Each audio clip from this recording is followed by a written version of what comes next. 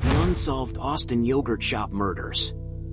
Over 3 decades have elapsed since that chilling December night in 1991 when Austin, Texas, lost its innocence to a brutal crime that continues to haunt investigators and the community alike.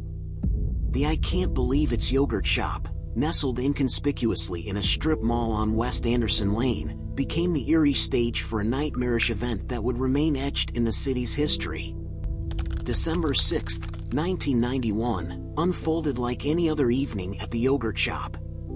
Eliza Thomas, 17, and Jennifer Harbison, 17, diligently worked their shifts, preparing to close the shop as the clock neared 11 p.m.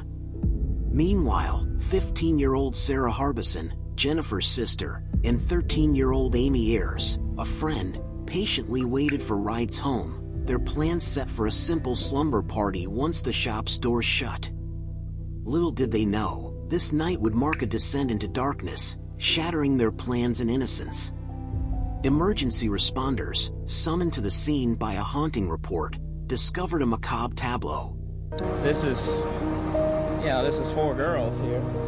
They're dead or now dead. For what reason? The shop, now engulfed in flames, concealed the lifeless forms of 4 young girls.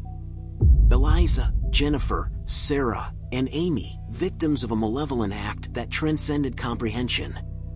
Retired Officer John Jones, now 70, reflected on that harrowing night, a memory etched in his mind like a scar refusing to fade.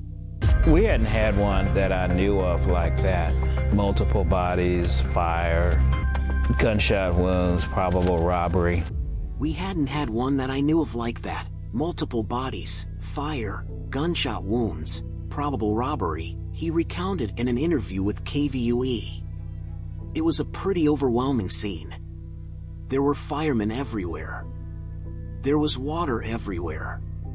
The fire, raging in the back of the yogurt shop, became an unwitting accomplice, destroying potential forensic evidence, leaving investigators grasping at the shadows. Among the ruins, spent rounds from 2 distinct guns, a .380 and a .22, whispered a grim tale.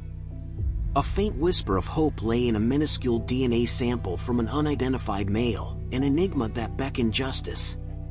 In the aftermath of the tragedy, revelations surfaced like shadows lurking in the periphery. Though the ferocity of the fire had devoured potential evidence, a darker truth lingered. Amid the ashes, signs emerged that not all wounds inflicted that night were physical. The unspeakable horror revealed indications of rape, thrusting the investigation into the realm of pure malevolence. A separate part of the building held a twisted secret. Amy Ayers, the youngest victim, had faced a grim journey of survival. In an act of unimaginable strength, she had dragged herself away from the initial gunshot, a cruel mercy that spared her brain. Yet, fate, in its cruel jest, led her to another encounter with darkness, culminating in her tragic demise. As the investigators grappled with the shadows of this sinister puzzle, suspects emerged, and the wheels of justice began to turn. The names Robert Springsteen, Michael Scott, Maurice Pierce, and Forrest Wellborn cast shadows of guilt upon the canvas of the investigation. Confessions ensued, trials unfolded, and justice seemed within reach. Yet, the story took a disconcerting twist. Springsteen and Scott, the confessed culprits, found their convictions overturned in 2006 to 2007, a narrative fraught with constitutional violations and detective misconduct. The Texas Court of Appeals echoed the discord, highlighting the lack of a fair chance for cross-examination. A detective's sinister act, holding a gun to Scott's head during a prolonged interrogation, and the deliberate withholding of crucial information cast a pall over the credibility of the case. Dredging the Colorado River in pursuit of a discarded weapon yielded no solace. It seemed justice, like a wraith, eluded those seeking its embrace. In a surprising revelation, advanced DNA testing in 2009 offered a flicker of hope. The DNA recovered from the crime scene, a cryptic puzzle piece, did not match any of the 4 suspects. Scott and Springsteen, released on bond, witnessed the unraveling of their charges. Yet, hope birthed frustration. The Federal Bureau of Investigation, wielding the shield of a federal statute protecting anonymous donors, denied the release of crucial evidence to the Austin Police Department.